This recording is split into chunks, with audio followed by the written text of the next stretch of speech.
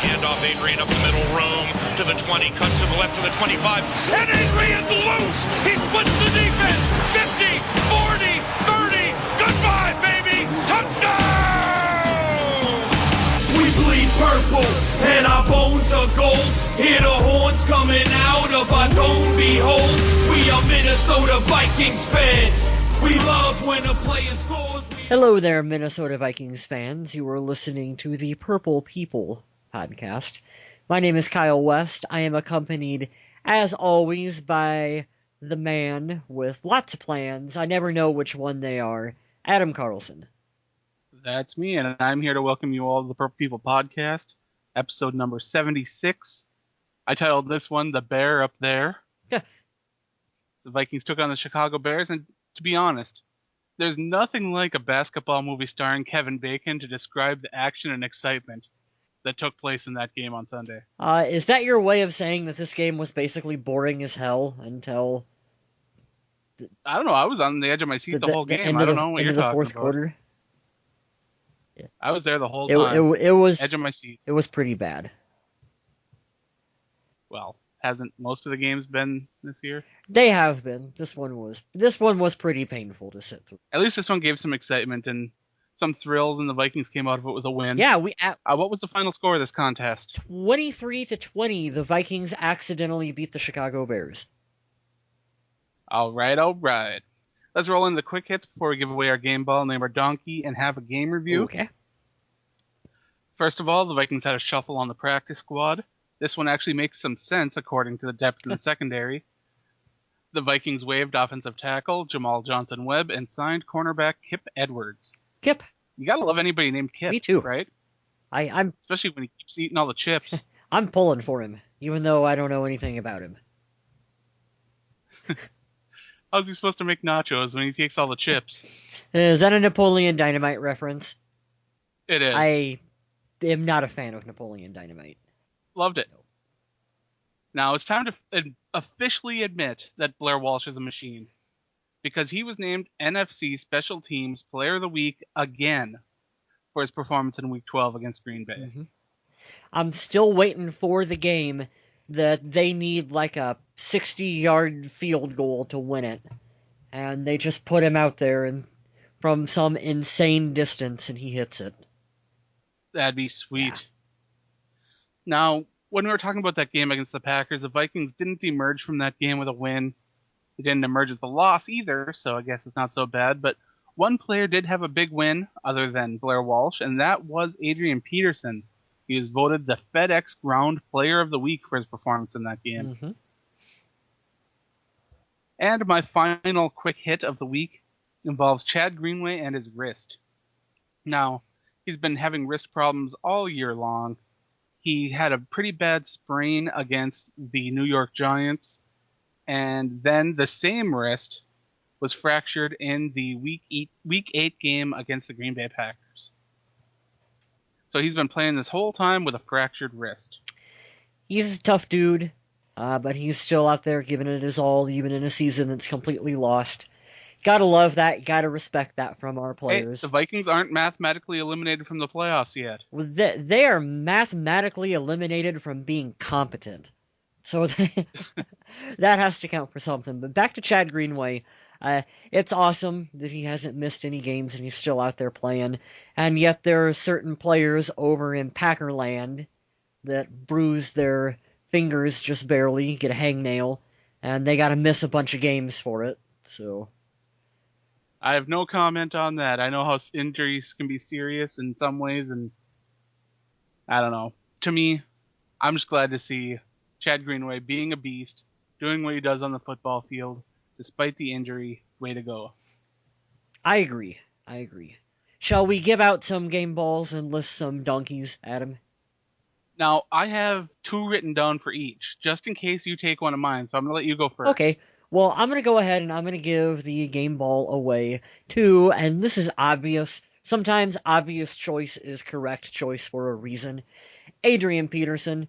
35 attempts, 211 yards. Most importantly, he broke the 10,000 career yards total for rushing. Phenomenal feat. that is a lot of yards to have run for. Vikings fans, you're watching a future Hall of Famer's career unfold in front of you from season to season. So be thankful. Absolutely. Yes, be thankful that we have Adrian on this team, and be thankful, extra thankful that he wants to retire a Viking. And don't forget, Adrian passed another milestone in that game, too. He passed 2,000 career carries in that game, which that's a lot of carries for an NFL running back. A lot of carries for a lot of yards. That's true, that's true. Now, my two options for my game ball, the first is the one I'm not going to use, and that's Xavier Rhodes, who I think deserved it. He did. But I'm going to go to Matt Castle. Oh, okay. He engineered not one, but two game-winning drives. One of them didn't quite happen, but Almost happened. overall, the whole time that Matt Castle was in there, I never got that sinking feeling like this can't be done. And I had that feeling every once in a while when Christian Ponder was in there. So I guess to me, Matt Castle's energy, his excitement, his accuracy, all that stuff brought a really big change to this football team, and I'm not sure they could have won this game without him. I agree with you 100%, Adam. Right with you. All right, go ahead and name your donkey. I think I know who you've got, though. Christian Ponder.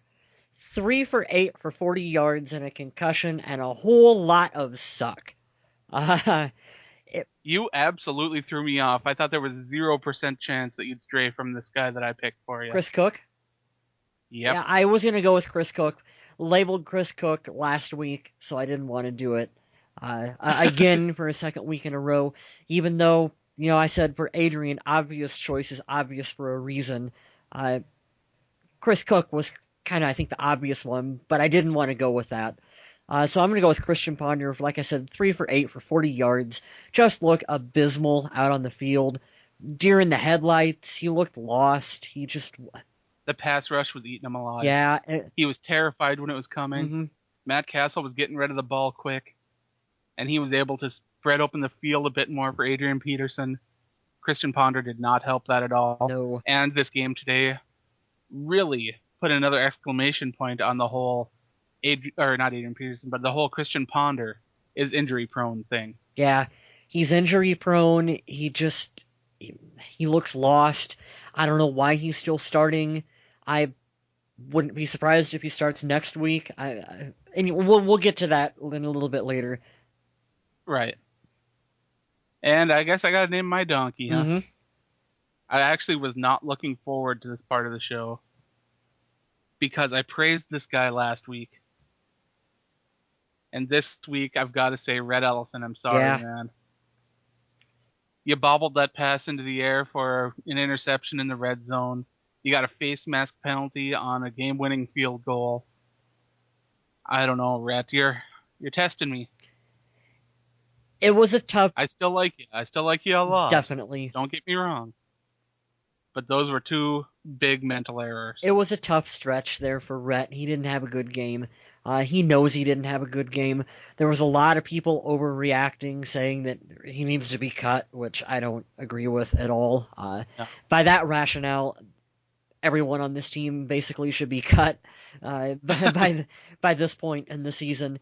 But just Rhett, in the grander scheme of things, Rhett's fine, and he'll continue to grow and be a good player for the Vikings. He doesn't make mistakes too often, but sadly he made 2 in that game that were pretty big. Mm-hmm. All right, let's go into the game review now. This is fun part. I like talking about the played quarterback, which you touched on already. We're just going to go ahead and get our weekly quarterback shuffle out of the way here first. Who's going to be starting next week? Matt Castle, Christian Ponder, or Joshua Freeman? If I were a betting man, I'd put my money on Matt Castle. I don't think we're going to see Freeman again this year. I don't think we're going to. I think we should, but I don't think we're gonna. I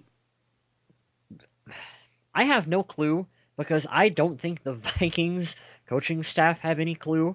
as to what they're going to do. I'm going to guess that if Christian Ponder passes his concussion protocol, that he will be the starter next week. Assuming he doesn't, I'm going to say Matt Castle, because I agree with you. For whatever reason, we're just not going to see any more of Josh Freeman. Yeah, and it makes no sense to me. If he was fine to play in that game against New York, despite a limited knowledge of the playbook, he should have it well in hand by now, because I've seen the play cards that Musgrave has. Yeah. It's not that complicated. I could memorize those by now. I just don't understand it. Matt Castle, to me, gives this team a better chance to win, and it looks like this team still wants to win right now, because we're seeing a lot of players out there give 100%. So, to me, Matt Castle's the right answer. Interesting stat about Matt Castle. From what I read on Twitter, is that he had the highest fourth quarter QBR rating of any quarterback in Minnesota since Brett Favre did it in, I think, was it 2009? Which... It's not that long ago, though. No, it's not, and which is also... I want to make the point here that I'm not saying that Matt Castle is Brett Favre or the long-term solution for the Vikings, because we've been down that road. We all know Matt Castle is what he is, but right. Just perspective-wise, I believe if the team wants to continue to win and look competent for the remainder of the season, you would continue to play Matt Castle. But I have no idea what they're going to do. I really don't. Yeah, it's really a toss-up at this point, because if you're trying to predict what they're going to do, good luck. Yeah, you'd be broke. Good luck, that's for sure. We talked about Christian Ponder's woes. We talked about Matt Castle stepping in and having an excellent game. We talked about a little bit about Adrian Peterson. Toby Gerhart didn't get the kind of carries that we thought he would in this game. He only saw the ball twice for 8 yards. Cordero Patterson had the same number of runs, but he got 27 yards on his 2 attempts. And a touchdown. That is true. Yes, let us not undersell that touchdown. That was a lot. That was a pretty spectacular touchdown. That was an awesome run on Cordero's part. He showed his versatility on that one, being able to just flat out line up as a back and take it in. He did a lot of that play was Cordero making that happen too. He did have... Yeah, it was a lot of individual effort, making people miss, the spin moves. It really was something special to watch. We saw 9 targets go to Greg Jennings. 78 yards, led the team in receiving yards. He got 1 touchdown, which Greg Jennings seems to flourish a lot more when Matt Castle's in there, which is... Yeah, I'm not trying to point fingers or anything, but it's odd. It's interesting that, Matt Castle takes the veteran Matt Castle to come in to find the other veteran in Greg Jennings. I agree with, I think it was Judd that was saying this over on ESPN 1500, that Castle probably has a better understanding of knowing that he can throw the ball to Jennings when he's not 100% open, and trusting that he's going to get open and be on point with his route. And Ponder, on the other hand, you got to be wide open for Ponder to be able to pull the trigger to you. Right, he's not decisive enough to say I can squeeze this in that window. He wants a pretty wide open lane. Now, a guy that only caught 3 of his 9 targets was Jerome Simpson, but some of those catches were huge catches that kept drives alive, especially the one on 4th down. Yeah, that was big time. That was do or die 4th down, and Jerome Simpson comes up in the clutch when we need him and pulls that out. And say what you will about the guy, but he's had a step-up season for the Minnesota Vikings, and his arrest notwithstanding here, he's done enough to warrant coming back to this team next year. Absolutely, as I feel John Carlson has. Yeah. A lot of people think that he doesn't deserve a spot on this team, and the more he gets utilized, the better he'll be. And with Kyle Rudolph on the verge of coming back anytime now. Him and John Carlson together could be a really dynamic force. Yeah, next year when we get a real offensive coordinator, someone who's creative and can come in and find a way to use our tight ends like what fans have been clamoring for the past 2 seasons now, there's going to be good production to be had with Carlson and Kyle Rudolph. Very true. Let's switch over to the defensive side of the ball. Okay. And before we start talking about the Vikings defensive players, we got to talk about Chicago Bears wide receiver Alshon Jeffrey. Ugh. This guy was targeted 15 times in the game, had 12 catches for 249 yards and 2 touchdowns. He had a monster game for a number 2 wide receiver. He made Chris Cook, well, I'm not going to say what I was going to say, but he made Chris Cook look really bad. I want to know what you were going to say that you just decided to take back. It was probably a good one. No. I'm family friendly. But Alshon Jeffrey, he is an emerging star, and he made Cook look so bad. He frustrated him to the extent that Cook got mad and got ejected out of the game. The ejection, I think, was a little ticky-tacky, but the fact of the matter is you don't put your hands on a referee. You don't come close to putting your hands on a referee unless you're giving him a high five or a low five in Cordell Patterson's case. But in terms of Cook, you don't do that. You got to have better composure than that. And he's been in the league long enough to know that. I firmly believe that this was the game that solidified Chris Cook and being fired. Let's just say it. This is the game that's going to get Chris Cook fired from this team. He's not coming back. He shouldn't come back. There's no reason for him to come back. The only way Cook will come back to this team is if it's at a deep discount and he's going to be a reserve. And they will not bring him back as a starter. There's a 0% chance of that. He will not do that. He will not come back. He won't want to take a reserve contract. And on his behalf, rightfully so. I could see his point of view on him not wanting to do that, to believe that he can go someplace else and produce. And maybe he can. Maybe he can be one of those guys who gets a fresh start in another team, in another system that works out to his advantage. But his time in Minnesota is done. It is done. There's just no more for Chris Cook. Did you see who led the team in tackles this week? No, I didn't, actually. Broken wrist Greenway did. Oh, yeah. He sure did. I mean, he's not letting that injury slow him down. He plays his heart out, and it's a shame that you hear people over on, Vikings Event Line and wherever else, Facebook and Twitter, they talk about how overrated he is. Yeah, consistent. How he doesn't deserve the contract he got. And they call him out. They're asking him to do a lot of stuff. They're asking him to drop back into coverage, which is not his strong suit. He is a strong side linebacker. He is not built for coverage. No. He should have a weak side linebacker that can do that. And whether that's Marvin Mitchell or Aaron Henderson or whoever it's going to be going forward, we have no idea. But that should be the player who is more likely to drop back into coverage. And especially not Kevin Williams, which I saw again this week. Things that make you go, huh. Minnesota Vikings edition 2013. I've seen them do that a couple of times throughout the course of the season. It's like, we're going to go ahead and we're going to drop Kevin Williams back into coverage because, why not, right? that can keep up with that makes sense. I understand when they're going to do that with someone like Everson Griffin. He's an athletic guy, and you can get away with... Even Sharif Floyd, he's got some speed and some size. Yeah, it's like those guys are young, and they're athletic, and they can get away with... You can get away with doing that every now and then to confuse a defense, but not Kevin Williams. And speaking of some of those guys, where was the Vikings pass rush?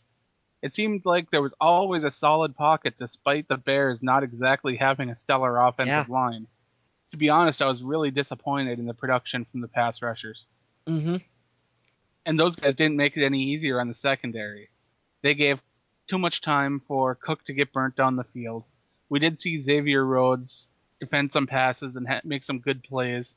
He's a guy that I'm excited to see going forward. Oh, Xavier. Andrew Sendejo had some pretty good plays. What was that? I was just going to say that Xavier had an outstanding game for the Vikings, and he is, I believe, just how things have unfolded.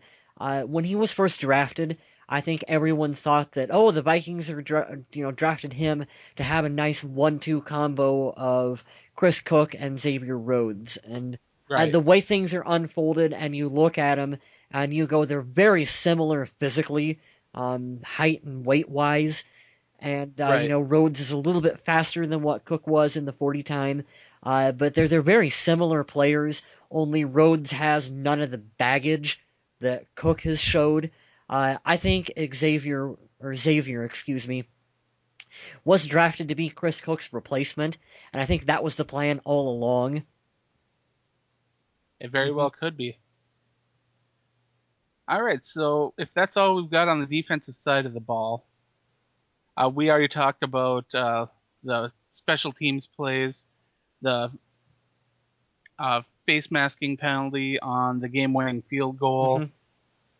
This game was not for the light of heart. If you had a heart condition or something like that, I can't advise you even watch the replay because it hurt me watching, that's for sure. Me too. But next week, the Vikings are going to travel to Baltimore to take on the Ravens. This should be one heck of a game. The Vikings are not going to lay down because they know that they're still not mathematically eliminated, but if they lose this game, they will be mathematically eliminated from the playoffs. Now, go ahead. Do we know how close Harrison Smith is to possibly returning? I have heard that he is practicing. Mm-hmm. But that he can't come back until the time designation, so it'll still be a couple. Oh, yeah, that's right. They put him on. Okay. Now, I wanted to close with a nice little rant. Well, go right ahead. Now, I've been browsing around Facebook and Twitter, and if you've been reading some of my articles on the Viking Age, which I highly recommend you do because they're very interesting, informative, and good stuff, you've seen that I have taken a bit of offense to the Vikings fans that are saying that a Vikings win is a loss because it gives the team a worse draft pick. Now, maybe this is just me, and it's a respect thing, but laying down for a draft pick is the mindset that a loser gets. Mm-hmm. And also, I don't understand why these fans feel that if the Vikings have the number 3 draft pick, they're guaranteed to get a franchise quarterback that's awesome, because that's not true. Absolutely not true. Now, what you've got to understand is this team is full of players. These players play hard. They won't give up. They're playing for their contracts, for their families, for their homes, for their schools, their communities, their charities. These guys are giving it all they have. And when you say that their hard work and effort is either not worth it or it's a joke, these guys should be offended, and they should really not be pleased at all with these comments. Mm-hmm. And I can understand why fans want a better draft pick. I get that. But enjoy the season. It's too early to be throwing in the towel on a season. Enjoy the games. Football, we waited all year for it, and now it's here. We get to watch football every week. Enjoy it. Don't throw in the towel already and say, oh, this team stinks. I'm not going to watch any more games. I hope they lose them all. If you're that kind of fan, you probably aren't listening to the Purple People podcast if you're that kind of fan, because we get some hardcore folks. And if you are a hardcore Vikings fan, I understand you wanting to better the team and get better talent. I get that completely. But please, root for the team to win. Have you seen some of this stuff, Kyle? I have, Adam, and I agree with you 100. Since I will not go above 100% because you told me not to in a previous show. That's correct. So I agree with you 100% on your rant there. Look, we all want Andrew Luck to be our quarterback or Russell Wilson to be our quarterback. We want that guy in the backfield who is your franchise quarterback for years to come. The Absolutely. thing about the draft is you can have the number 1 overall pick and you can get Jamarcus Russell. Jamarcus Russell. You can get Joey Harrington. you can get Ryan Leaf. Okay? I mean, there's no guarantee that just because you have a number 1 pick or a top 5 pick that you're going to snag a franchise quarterback. Absolutely true. Aaron Rodgers was drafted. And it's been proven in the past, too. Yeah. I mean, that if Spielman wants a player, he will not be shy to move up and get him. Mm-hmm. But you look at... If he wants Teddy Bridgewater, he'll do his best to get Teddy Bridgewater. Yeah. If he wants Johnny Manziel, he'll do what he wants to do to get Johnny Manziel. Yep. And, I mean, it's like you look at where quarterbacks come from, and they come from all over the place. I mean, Aaron Rodgers was drafted in what? The mid-20s in the first round, yep. I believe. Russell Wilson is a third-round pick. Tom Brady is clear back in the draft when Tom Brady was selected. So, I understand. I do understand why someone would say the Vikings need to just suck for the remainder of the season, get a low draft pick. But no, screw that. It's Sunday. We play the Bears. I'm putting on my Vikings gear. I'm sitting in front of the TV, and I'm cheering for my players to kick some butt. Yep, it's like I want to see the Vikings win. I want to see Adrian get 200 yards. I want Cordero to have an awesome game, and I want Jennings to look good, and all those guys. I want the Vikings to win. And when it comes time for the draft, they'll figure it out. I mean, they will figure it out. Eventually, they're going to accidentally draft a quarterback, if nothing else, right? I mean, it's the evaluation that worries me, because I really wanted Christian Ponder to be the guy. I didn't want the Vikings to draft him. I personally was a Colin Kaepernick fan. Mm-hmm. That's the guy I wanted. I wanted him or Andy Dalton. And neither of those happened. Instead, the Vikings went with Christian Ponder, which, after they drafted him, I was like, okay, I hope this works out for the best. Mm-hmm. And although the experiment has not worked out the best, and I'm being polite when I say that, I'm going to support whoever the Vikings bring in. Yeah, and even, I'm right with you. The Ponder thing is over, but I understand why the Vikings drafted him, because when Ponder flashes on the field and he has a good game where he looks good, he looks like a guy that you would want to buy into and you would want to believe, right. But he just hasn't shown the ability to do that on a consistent basis. So unlike someone like Jamarcus Russell, who was just bad, but he could throw a football 70 yards on his knees. I mean, who gives a shit? Just consistently bad. People are on. Ponder's been bad, but he has looked good from time to time, and I don't think enough of the Ponder haters want to admit that. It's just a shame, because you want to see those first-round draft pick investments work out for the best. And I understand fans being skeptical of Spielman's ability to find another quarterback that can get things done. I'm not. In the first round of the draft, no matter where he picks. Mm-hmm. But I don't think arguing over a draft position at this point in the season is going to help anything. It's not. And I have faith in Rick Spielman. I really do. He's putting good talent on this team. It's our coaching staff that has let this team down in this season. Leslie Frazier, Bill Musgrave, defensive coordinator, what's his name, Alan Williams. Yep. All those guys just they've let this team down. Yep. So that's all I have for this week. Do you have anything else you'd like to add? Nope, I do not. All right. This has been a kind of short show, but I'd like to thank you all for listening.